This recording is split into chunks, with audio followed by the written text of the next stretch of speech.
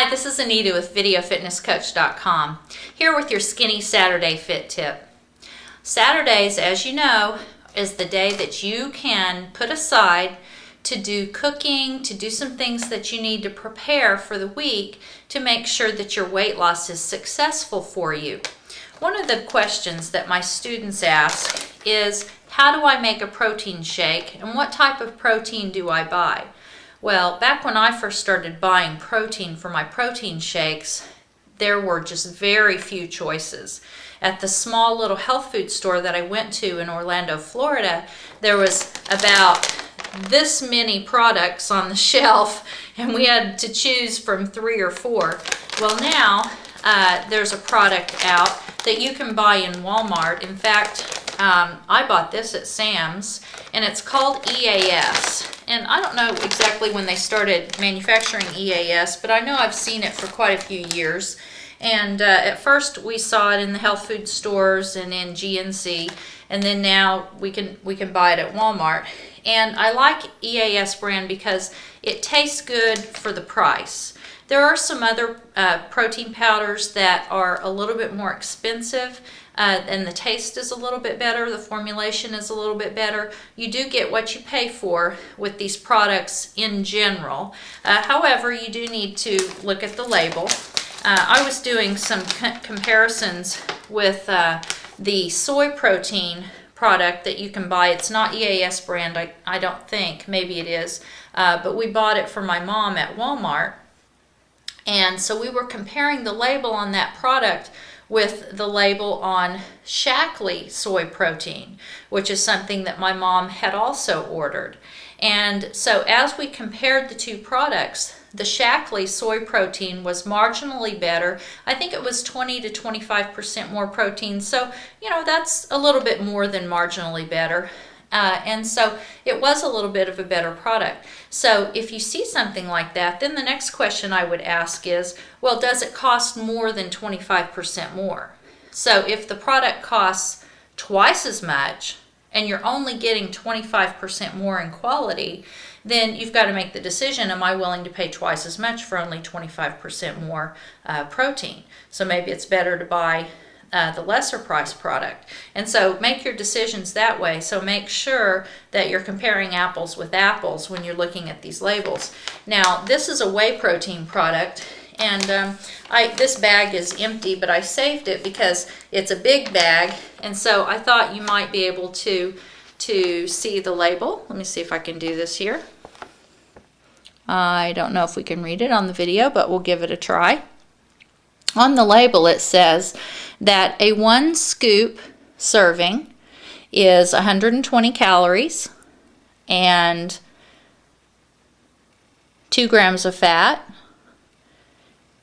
only 1 gram of sugar, only 2 grams of carbs, and 23 grams of protein. Now that's a good product. And so now that you know those numbers, you can write them down and take them to the store with you.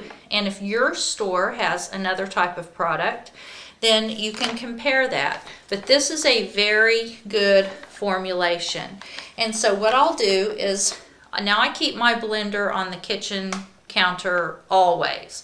In fact, when we moved from our last house, the ceiling of the kitchen had brown spots all over it from my protein shakes exploding out of the blender at the times when I put too much water in them, or I took the lid off too fast before I hit stop or something like that. I've made all kinds of messes with my blender. So anyway, that blender is part of the kitchen. And I know some of you keep really clean houses and you may not like you think that's clutter on the kitchen counter. Well, if it is, then what you need to do is get your blender out, make about 10 protein shakes, buy 10 of those 32-ounce Tupperware cups, and put them all in the freezer, and then you're done for 10 days. And so you don't have to pull out your blender again for 10 days. But I keep my blender out on my kitchen counter. And so I put this, obviously this is when it's full, this is a big bag. And so I put this in my cookie thing, like, you know, my little cookie holder. There's no cookies in there. If you open the lid to that cookie canister, at my house, it's protein powder, okay? So I just take the lid off the cookie canister. I've got my scoop in there. Put the water in your blender first, then your protein. I hit blend, that's it. Now sometimes I take the blender canister, depending on depending on how much time I have, and I go over to the refrigerator and I get some ice in it on the door, and then I bring it back and hit blend, and it gets a little icy, and I do like it icy like that. Also, if I have time, I'll run over to the freezer and get a bag of strawberries out, come over, grab 3 strawberries, throw them in, take them back to the freezer while it's blending. I can have my whole protein shake done in 2 to 3 minutes, literally. And pour it in my cup, take the blender, put water in it, leave it in the sink for later, and I'm out the door. So it does not take a lot of time. And if you put water in your blender immediately, basically when you come home, you just need to rinse it out. It's not hard to clean as long as you put water in it. It just takes another 30 seconds. It is literally the fastest breakfast that you can eat. And so that's what I do, and I thought I would share that with you, and maybe that will help you. Also, blueberries are great. Frozen blueberries, wonderful. And in fact, this is the vanilla protein. I buy vanilla and chocolate. I put strawberries and blueberries in my chocolate protein too. It's wonderful. In fact, when you put strawberries in with the chocolate, it kind of comes out with that banana split taste, which we all love. So I hope that helps you. Thanks for joining me, and please go to videofitnesscoach.com and visit our website. We would love to have you on our online classes every Tuesday night at 9, and we have question and answer sessions, and we just have a great time talking about health and fitness.